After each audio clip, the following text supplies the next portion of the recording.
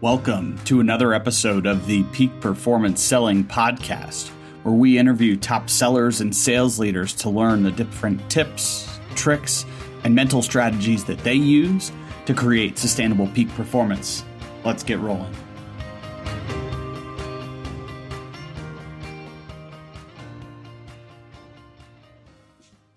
Today's episode of the Peak Performance Selling Podcast, we get to welcome on Nikki Ivey. Nikki is an award-winning B2B revenue growth leader and sales culture subject matter expert. This one-woman demand gen engine was recognized as a 2020 LinkedIn top sales voice. This one-woman demand gen engine was recently recognized as a 2020 LinkedIn top sales voice, Salesforce top sales influencer, and Sales Success Summit top 100 LinkedIn sales star. Boom. Nikki is coaching sales development reps to leverage their personal brand for sales success through her company, SDR Defenders, which she co-founded. I found Nikki talking in some different forums and webinars about mental health in sales. How do we bring more diversity into sales? And we're going to talk about a lot of fun topics here, but something that I actually want to start with that you can all find on her LinkedIn. I highly recommend you not only follow her, but check it out. I think there's a lot to learn, but her About Me section was really powerful. And it starts off with saying, in a sales career that spans more than a decade, I've been the only Black woman on the team 99% of the time. And her story behind it, I'd really encourage you to go check out about how it was tough for her to step up, to expand, to stand up for herself. And so I'm incredibly excited to welcome Nikki on to talk to us a little bit more about her sales journey, what it's like being a sales leader, what it's like being a Black woman in sales, and what it's like to be seen as one of the top voices in sales for anybody, not to mention women of color. So Nikki, welcome onto the show. Thank you. That's a lot. I want to say that you probably already reached the quota of the number of times you can say sales in a given episode. So I don't know what we're going to do now. Luckily, we get to get away from talking just about sales and we get to talk about how you actually feel about it, how you think about it. We don't need to talk about the tactics. We get to talk about the mindset and the mental game. So I love it. I like all of it. No, it was really just in my bio. There is a lot of like sales jobs, this sales, it can all kind of jumble together. But thank you. No, this is where you're specializing. This is where as you talk about in your bio about how it took a while for you to break out of your shell, to actually find that voice and use it and speak up. Now, all of a sudden you see, wow, all these different sales organizations saying, damn, she's got some good stuff to share. Like this is stuff that we need. As I told you, starting on the show, I look at most of my network. I look at, what I've seen, mostly white dudes. And so as we think about really building more inclusive space in sales and actually making it welcoming and having folks see that they are not only wanted and desired, but add so much value to the space, I think it is really cool. And so I always love to start to understand, how'd you end up getting into sales? Looks like you went to school for journalism, sociology. So talk to me about how'd you end up getting into sales? Well, it was anything but a linear path. I'd say that my first real experience in sales proper, right? So before we get into like any B2B tech sales specific stuff, I had, walked onto a car lot with a friend who wanted to buy a car. And there was the salesperson, and he was everything bad that people picture when they think of a salesperson. So he had this veneer, right? Where you could tell that there was a part of him that was not accessible. And that part of him was probably the part that was telling the truth, right? So he seemed to feel the need to keep that part of him separate, but he was giving just like what he thought my friend wanted to hear in order to get her to buy the car. And so I didn't want to heckle him, but I'm like trying to get him to like just break out of this, robotic. This is what I'm supposed to say to get you to buy this thing. And he wouldn't do it. He wouldn't break character. And so my friend did not walk out with the vehicle, but I walked out with a job offer because that guy's boss was like, who's this person giving you a hard time? This is my best salesperson. What's going on? And so, he thought I had something. And that started my career in sales. But again, it wasn't linear. So the stuff you're talking about, right? What I studied in school actually happened after my first sales job. So then I had the opportunity to sort of contextualize, right, what I was using that worked in that first car sales job, right, which are these like sort of aptitude in communication, right? Being perceptive in, reading people's reactions to things that you're saying. But then the way that those things are sort of codified when you're studying communication, it's like, here's this thing I have naturally. Here's what it is academically. Here's how I put those two things together to make some kind of success of myself. So that's really the overlap or the through line between both of those parts of my background. But yeah, that's how I got in sales.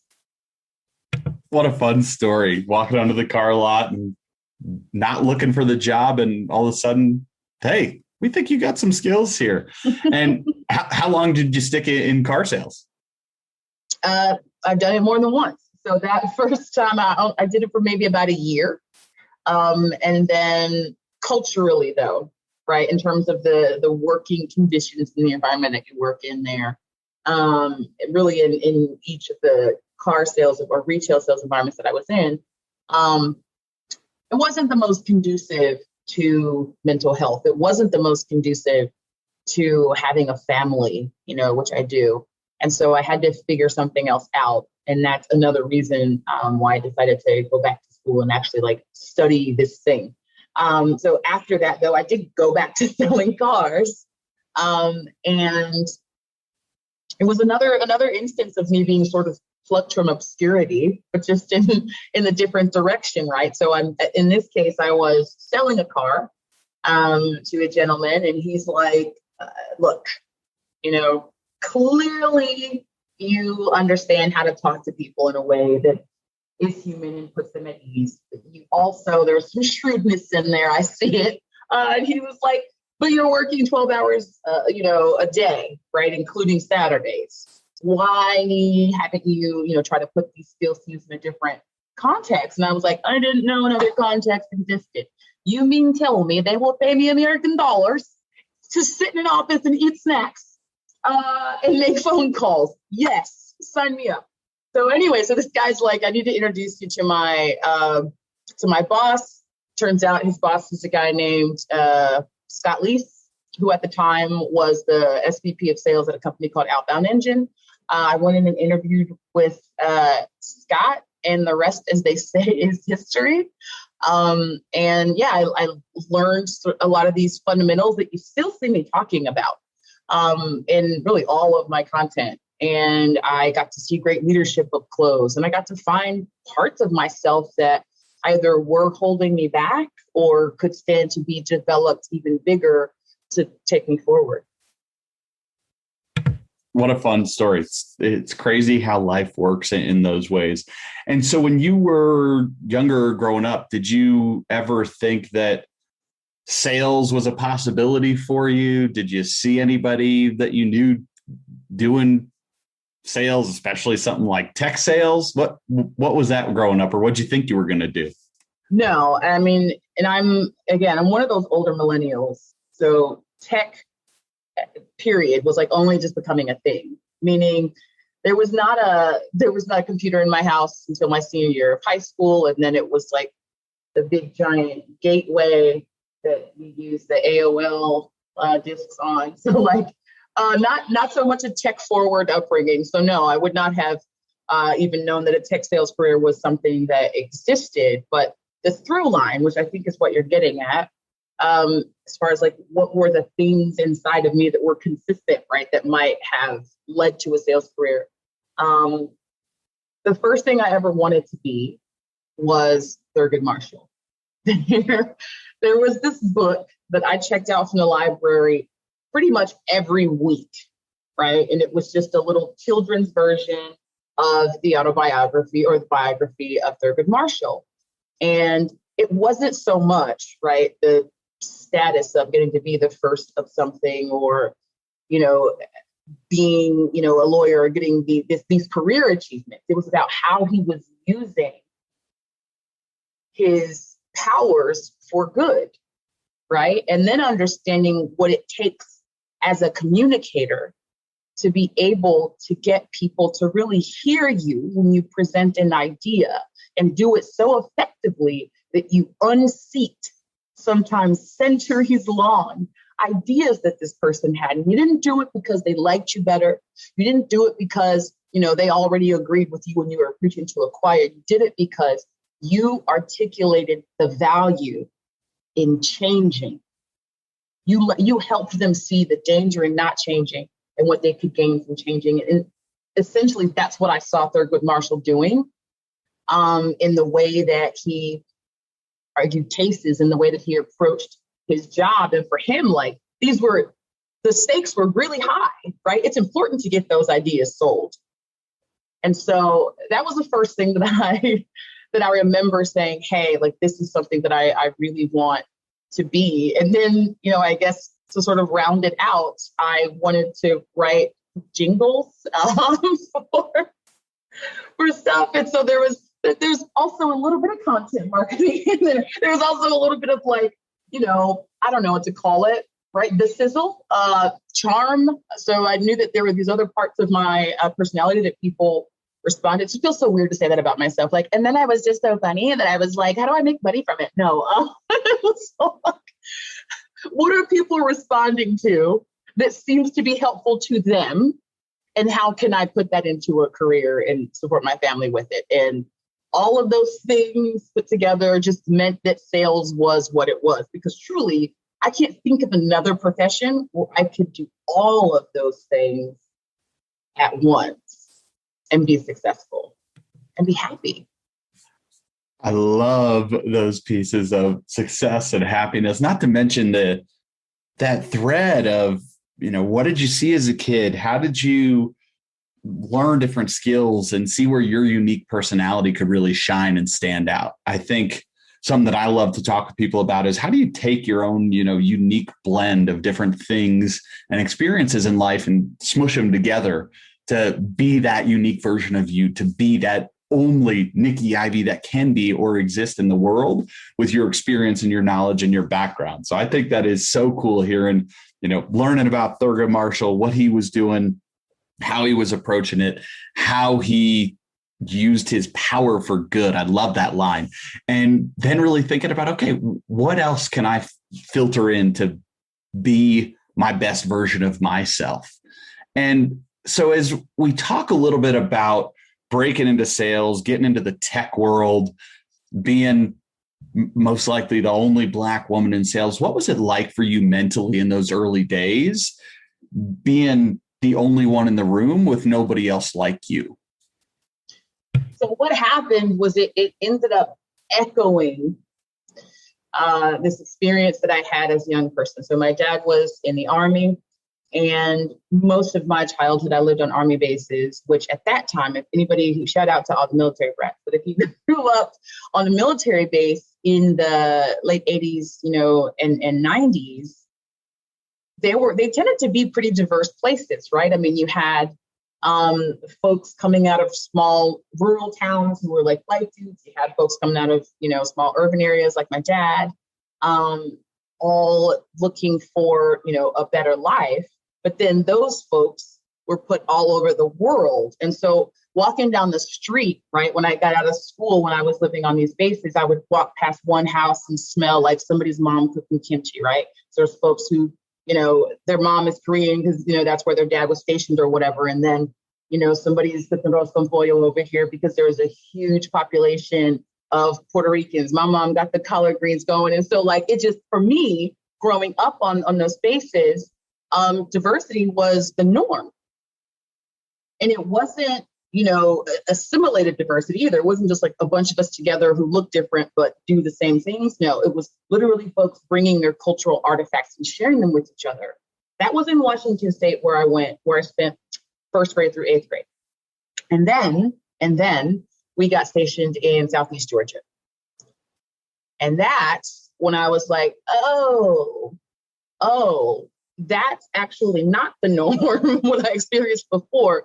This is the norm, right? Folks sort of self-segregate. It was difficult. And so when I got into tech sales, I spoke about that first experience working for Scott Leese. That was actually, I think to date, one of the most diverse sales floors I actually ever worked on. That was the one time when I say it was 99%, that's the one time that I was not the only Black woman, right? There were several there were leaders on that and that team that were Black. There were it didn't put a dent in, industry wise, what needs to change. But that was my first experience. So then when I went to other tech selling roles and found myself by myself, it reminded me of that early experience, right? Finding out like, oh, this is not the norm.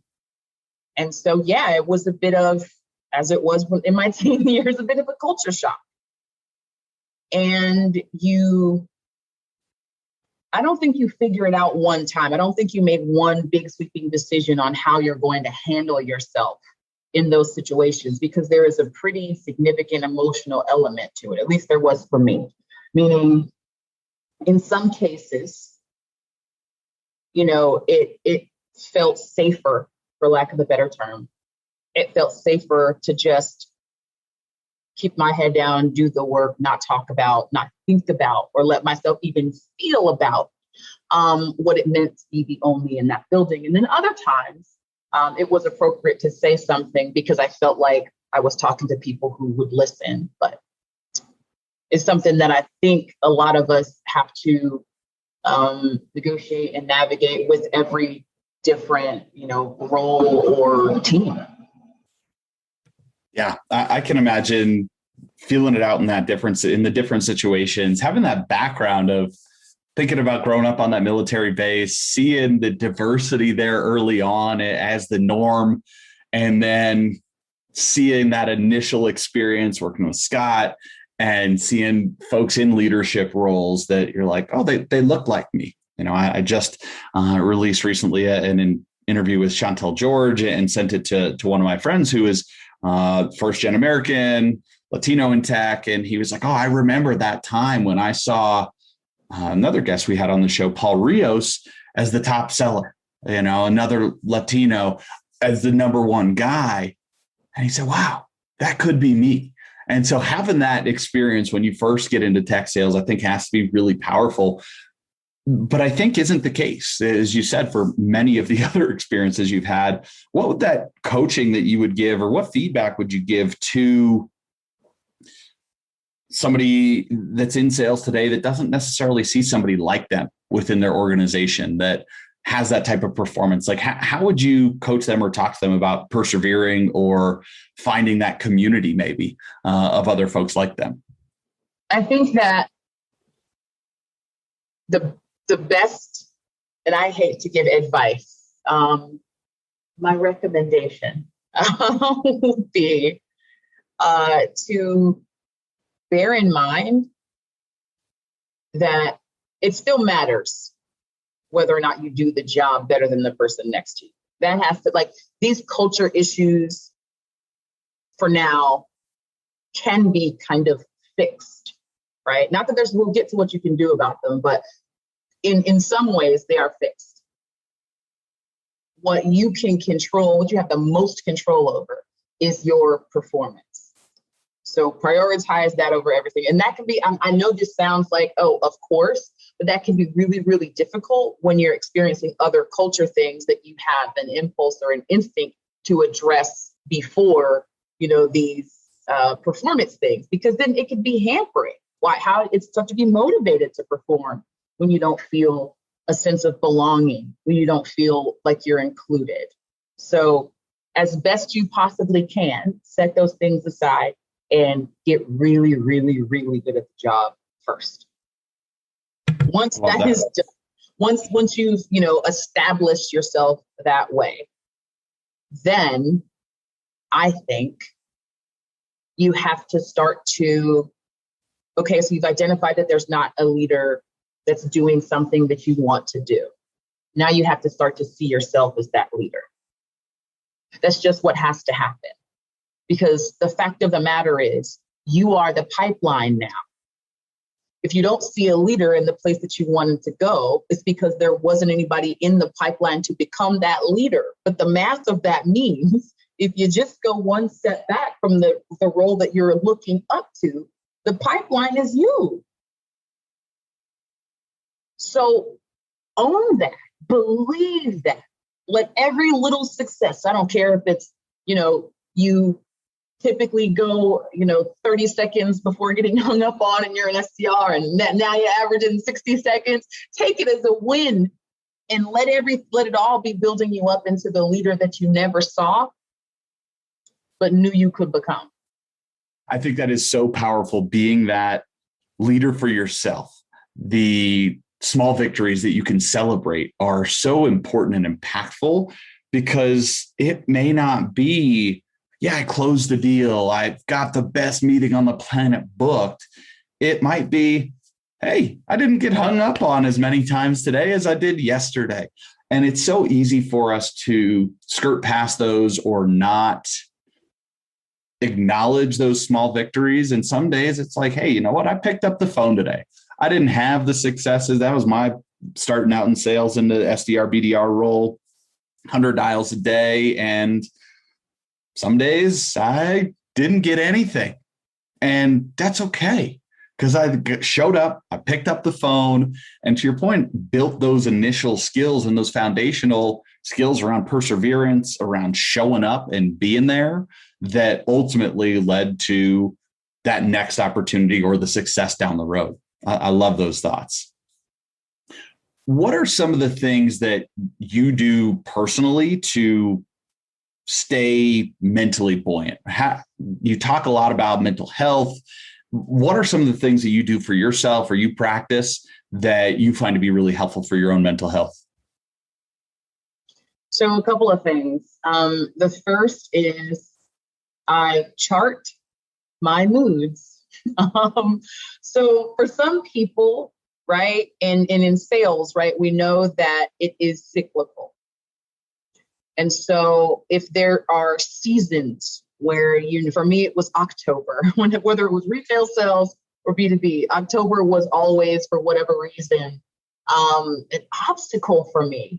And I don't know, if it were some type of seasonal app, I have no idea. But once I identified, it could just be a mental thing, Nikki. Whatever it is factor it in. Factor in that sometimes October is difficult for you. Factor in that you historically, maybe have slumped there, and then decide ahead of time what you're going to have to do to get ahead of it. So that's really what it came down to. I had to start giving myself some control over what had previously felt like, out of nowhere, I'm in this slump, right? You can't predict those things the same way that you can predict, what your success will look like. So just putting some kind of process around it and factoring it in was really, really helpful. But what I'm doing today, that I've really seen a lot of success with, is reading this book called The Motivation Myth.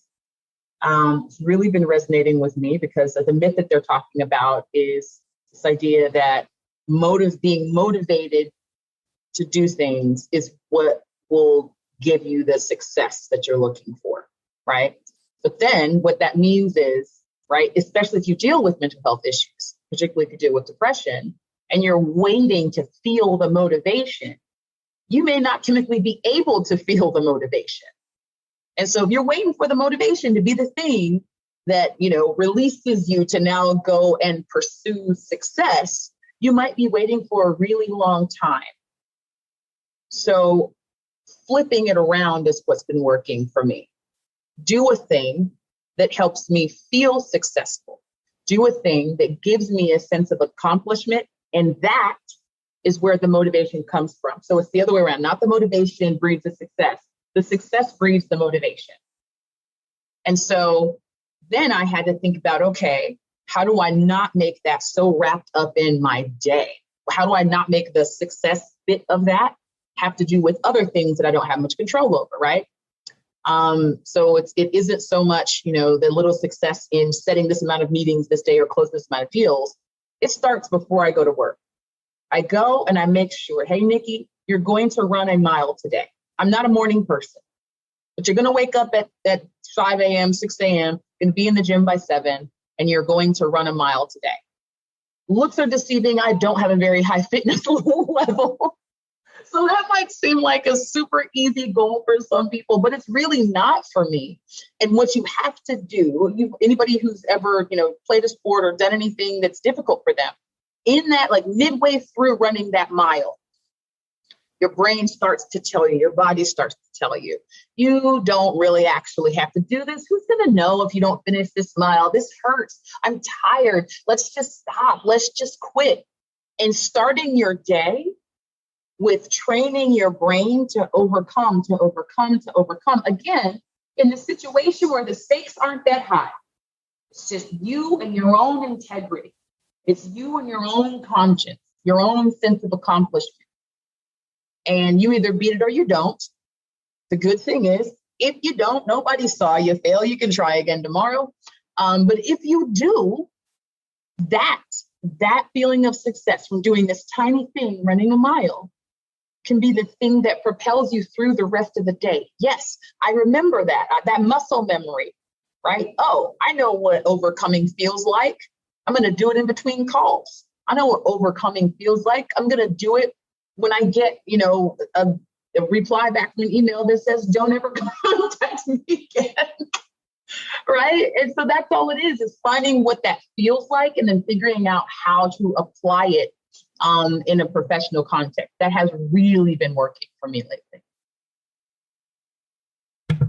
It's so powerful as I work with my clients, my teams, the folks that I coach. We haven't been trained on how to train our brains, just like you're talking about. I feel like our school system has robbed us of really being our best version of ourselves. It's built to create everybody in a standardized fashion and doesn't talk about something that makes so much sense when I hear it from you. And when you start seeing the science behind it about how much that works. But yeah, they're like, yeah, go run a mile because we said so. And there's not this motivation to say, well, what happens if you challenge yourself? If you have that mental battle to start your day, and hey, some days you lose, some days you get your butt kicked, and that's okay because you wake up the next day and you got another chance to go back at it. But I love hearing you talk about how can we actually train our brain. And just because, maybe a mile is a massive goal for some people and a tiny goal for some of these, crazy friends that I talk to that run 100 miles in a day, that I'm like, that's nuts to me. It's all about your own personal battle and your own personal victories. And I go to this concept of yoga being a practice, and our life is a practice. And it's not about the person next to me's practice. It's about what can I do to be my best, and to hear how you're thinking about that and how you're leveraging those different tactics to find what means the most to you is freaking awesome.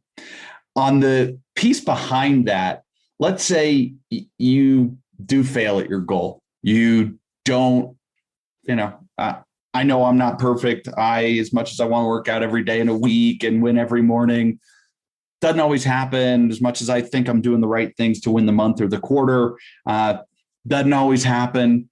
What do you do to bounce back from those tough times, or what we may refer to as a missed goal or failure?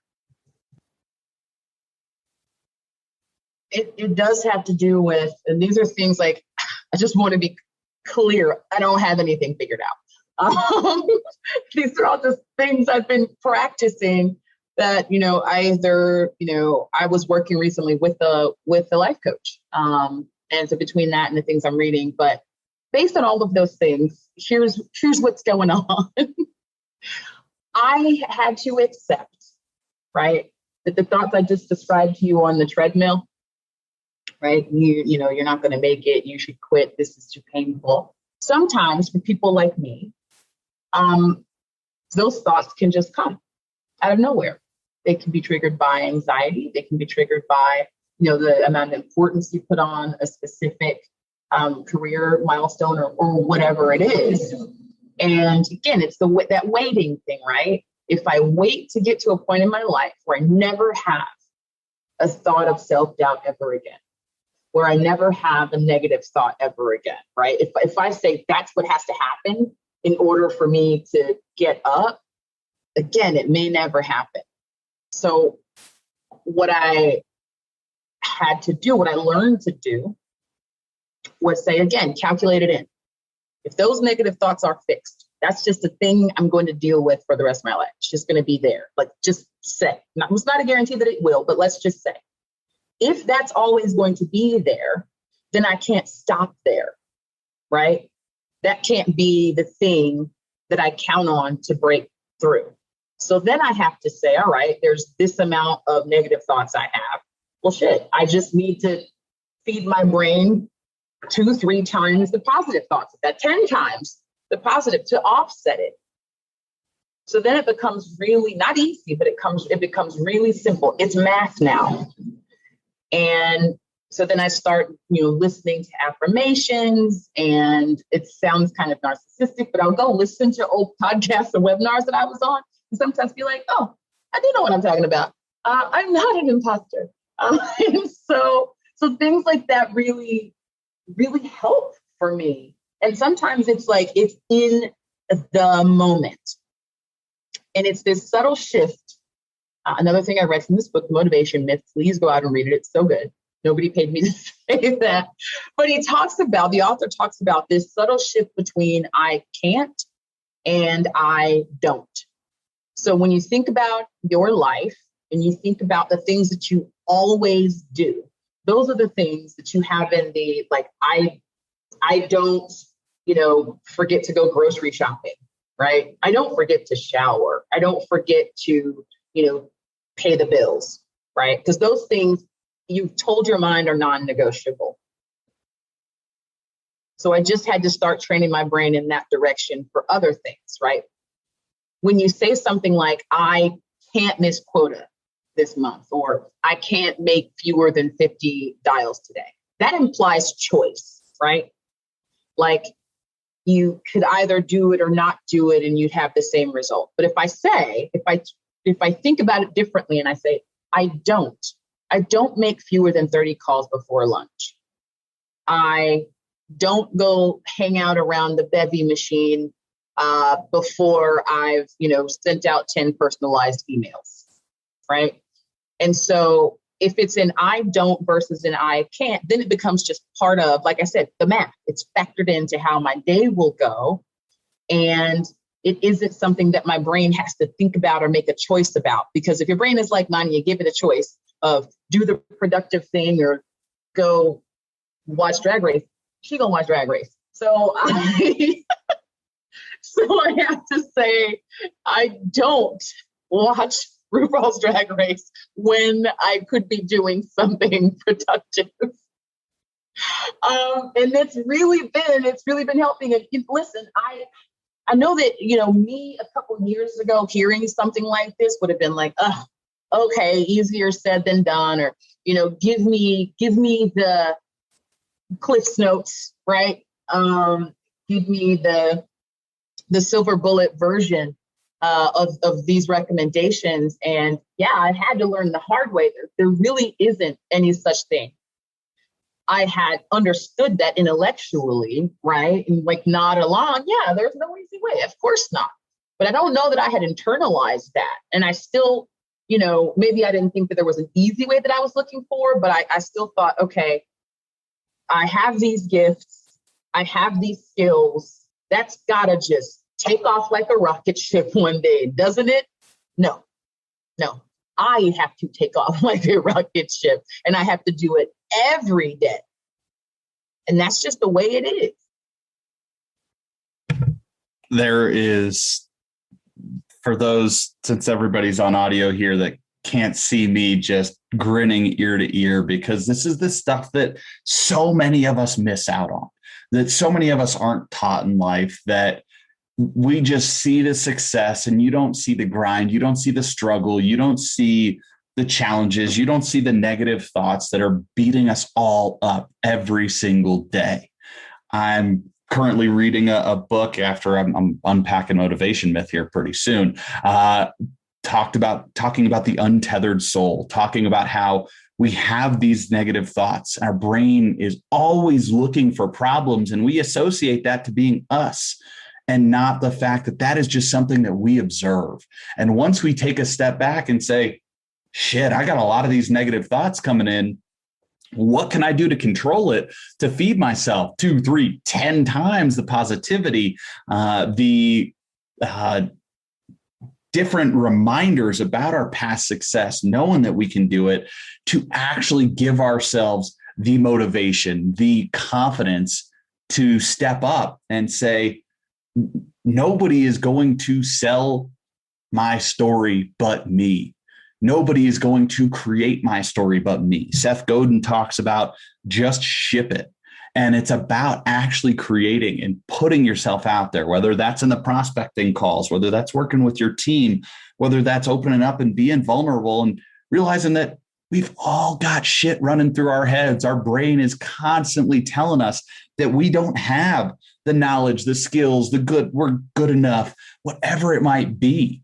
And so it takes active creation to factor it into your day, to know that you're going to get beat up, to know that you're going to struggle, and to put yourself in your best position to win the morning, start your day off right, do things to help yourself succeed, are all really powerful thoughts that I just resonate with so much. And hearing how you're actively taking control of that, because that's been my journey. I'm just stumbling through life, figuring it out along the way as well, and trying to do my best and realizing some things suck, and that's all right.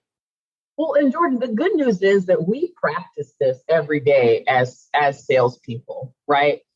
When you go into a call, most of the time, you have some idea of what you will say when the buyer throws you a curveball or throws you an objection.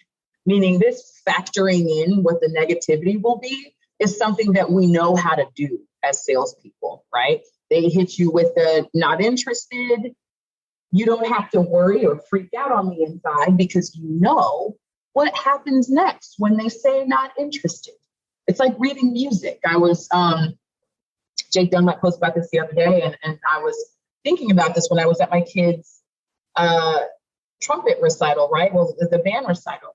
And you have these people, including the teacher, right? And if you think about it, anytime you've watched like an orchestra perform, these are people typically who have been playing this instrument their entire lives. They likely know the song by memory, and yet they all still have their sheet music in front of them. This is about how the brain works. This is about preparedness. Without the sheet music in front of you, if any little piece of doubt or uncertainty creeps up, you might freak out. But if you have factored that in and then taken steps, right, by putting the next steps right in front of yourself, then you're less likely to stay off track. Again, then we see iterations of this when we sell. Sometimes this is script, other times it's, note cards that the salesperson, him or herself, has made, or just what you've memorized because you've done this so many times and heard this objection so many times. So remind yourself in your brain, I've done this so many times, right? Whether it's the sale you're talking about or the overcoming of the negative thoughts. And that for me, again, has been super helpful. And I hope it's helpful for anybody out there listening. It's so true, because I think so many people don't see themselves as the ability to do that. I talk to so many people about how do you actually train your brain? And they're like, yeah, that's a bunch of hokey bullshit. That's cool. Like, that's not me. I don't need that. I'm not struggling. And so to actually compare that to, isn't that how you prepare for your sales job anyway? Aren't these the things that you practice to combat those negative objections, to combat the challenges that you're going to run into from a competitor or whatever it is, I think it is super, super powerful. I could talk to you all day about this, but I want to get into a little bit more about where you've got a really strong voice around this concept of democratizing access to the sales profession, going beyond just the white dudes that have been in sales for so long, have led almost all the sales training. How can we, as individuals and as organizations, democratize access to sales for more folks as a whole? One of the first things, right, is to, yes, get more people from different backgrounds on to your team. And I think one way that people overthink this is they get like, well, there's not these folks even applying, so where are they? And a lot of folks saying this are people who run companies out of Silicon Valley. McKinsey did a study that says 60% of the Black workforce is concentrated in southern states. So the talent that is from these different backgrounds is not just going to show up on your doorstep. That's the one thing, the first thing you need to understand. And so if you've got these hard rules about even where you're recruiting from or whether or not things have to happen in person or some roles can be remote, I would take a really long look at that if you're running an organization or charged with building teams, just to make sure, are we looking in the right places? Are we recruiting at, HBCUs, or recruiting at, all female colleges and things like that? So that's like step one.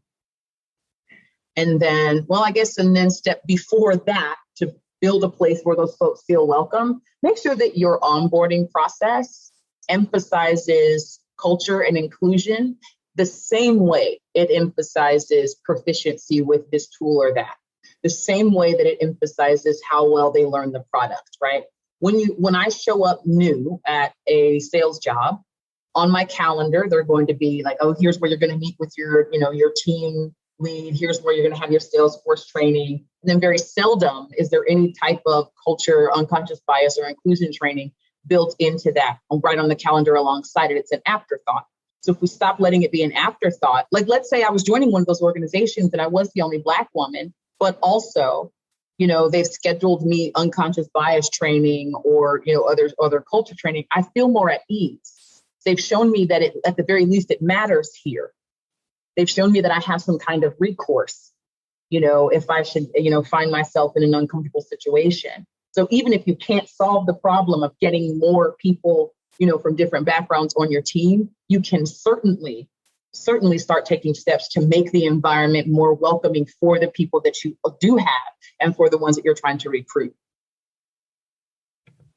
That's awesome. I think it's so powerful, especially now that COVID's enabled so many more organizations to be comfortable with remote work, to say, okay, yeah, now we don't have to just wait for the folks that are moving to San Francisco because they're not going to. Their family's not there. Their roots aren't there. Their friends aren't there. And to just go out on a limb to feel totally isolated and unwelcomed is horrifying. And then I didn't want to move to Boston, and that's like a super white place. And I was like, man, they're East Coasters. They're too aggressive for me. I'm from Colorado.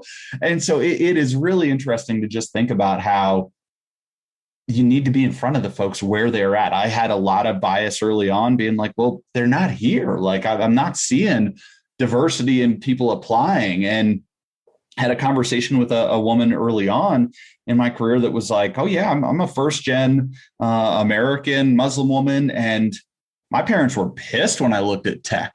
They wanted me to go be a doctor or a lawyer. They said they didn't sacrifice or whatever it is their life for me to come here to take a risk. And so there's so much that I saw people working against. But now as we see companies saying, hey, we need to be in front of these folks, we need to be more welcoming and supportive, because it helps our companies perform better. It helps us be more relevant as a company to the folks that we sell to. And not only that, but especially in the United States, we're fighting against hundreds of years of systemic racism and thinking that it has to be actively fought against to beyond just, I'm not racist, to no, I am actively anti-racist. I am working day in and day out to see what can I do to expand my perspective and realize that I have been programmed just as much around the not having control of my own destiny as much and these other things, to see people differently than me, to see folks that as much as I believe that, yep, I'm open, I'm inclusive, it's been programmed in us for hundreds of years. And so to say, how do we change? How do we actively build that into that new hire onboarding? I've not heard that example, and it's so powerful, because you may still be the few or the minority in the organization in that new hire class, but to show the commitment, that also gets you saying, hey, friends, come join me on this journey. Come here, is really where that flywheel or that cyclical impact comes in. So I love that thought there, Nikki. So last couple of questions for you. What are some of the qualities that you love in leaders that you've worked with? Ooh. Vulnerability. I think that it can be really difficult. Like, picture you were in a relationship with someone, right? And that person is just, as far as you can tell, completely perfect. They never do anything wrong. They win at everything. And now you're intimidated. Now, no matter how much you love this person or look up to this person, they're on a pedestal, and you can start to feel like you can't make them proud. You can never be on equal footing with them, and you may or may not be good enough, right? And then that can cause all kind of unhealthy, destructive things, or so I hear. But so this is why it's important for a leader to be able to show, and I'm not saying you have to like sob to your employees, right? But some glimmer of, I am human. I am not infallible. And so I will not treat you like you must be infallible. And it doesn't always have to be like spelling it out, verbatim like that, but just demonstrating it. Anybody who follows Scott Leese knows he's incredibly good at demonstrating that. So I was, lucky to see that and learn that early on. But that's the number one thing I would say, is that capacity to be vulnerable in a way that invites people to be their full selves around you, because then, you're going to get the real reasons why they, haven't hit their activity metric in a few days, right? You're going to get the real reason why, coming in second versus coming in first, triggers such a negative spiral for this person. And then be able, as a leader, to understand what you need to move out of their way to get that done. But there's the other side of that, though, that I love in a leader, is somebody who will tell me exactly what I'm doing wrong in a way that does not seek to coddle me or protect my feelings at all. I feel extremely disrespected if I can tell that someone is trying not to hurt my feelings. That feels like you didn't think I was strong enough to handle the facts of the situation. That feels like you didn't feel like I was, skilled enough to overcome the performance issue that you may have wanted to point out to me. And all of that pisses me off, because you're really not trying to help me grow. I don't need to be pet on the head. I don't need to be told I'm cute. Sorry. But not that's sorry. Awesome. That is so that's what I mean. Power. That equal parts power. Vulnerability and the accountability, right? Hold me to doing what I say I'm going to do. And when I don't, let me know. Let me have it. I love it. Two more quick ones. Do you love winning or hate losing? Hate losing. Definitely. Love it. Boiled my blood to like seething beneath the surface. I lose is not cute. Know yourself. That's powerful. What does success mean to you? Consistency. Right? I've had those experiences where I thought success meant like achieving a big goal. So when I started at Qualia, I think the record probably still stands. Of a rookie class, I think I had my first closed deal like 2 days in. There was a lot that went into that. I caught a couple breaks, but it was still on me to close this thing. And, that's the sort of like big sweeping thing I had convinced myself I had to do in order to feel like I was successful. But that's not really consistent. You kind of, exist oscillating between like, stratospheric success and these slumps that nobody can believe or understand that you're even having. So now that I understand how this works, success is consistently executing the activities I said I was going to execute on in order to get to the big goal. The big goal doesn't happen, and I did everything I said I was going to do at an elite level. I'm successful. Just like if I get the goal, but I didn't do all of the things that would help me be able to understand how I got there and be able to repeat it, that's not really a success. That's how I see it. That is fabulous. Nikki, this has been unbelievably amazing learning experience for me. I think it will be so valuable for the folks in our community. People need to follow you. Where should people find you? How can they track you down, connect with you, connect with SDR Defenders? Where should folks find you? If you are a Black tech seller or looking to become, you're a Black person, you identify as Black, and you're looking to become a tech seller, please join Sales for the Culture. We are a Slack group of about nearly 1,000 Black tech sellers at every level of career. So go to salesfortheculture.com and you can sign up there. We are waiting to welcome you with open arms and help you level up or even break into the industry. SDR Defenders is a content hub at sdrdefenders.com, but we are going through some big changes right now. So I'd say stay tuned on that or contact me directly for any specific questions around resources that SDR Defenders has produced that might be helpful to you. Where else? Oh, LinkedIn, obviously. I live there, so you can find me there. And then on Instagram and Twitter at No Nikki Ivey. Not no like in rejection, but KNOW Nikki Ivey, as in get to know Nikki Ivey. That is awesome. Well, until next time, let's go win the day and make it a great day. Yes, let's do it. It's thanks to help from listeners like you, this podcast can continue to grow and help others. If you found anything helpful in today's episode, please take a second, share with a friend, and leave us a 5-star review on iTunes or wherever you get your podcast today. Thanks.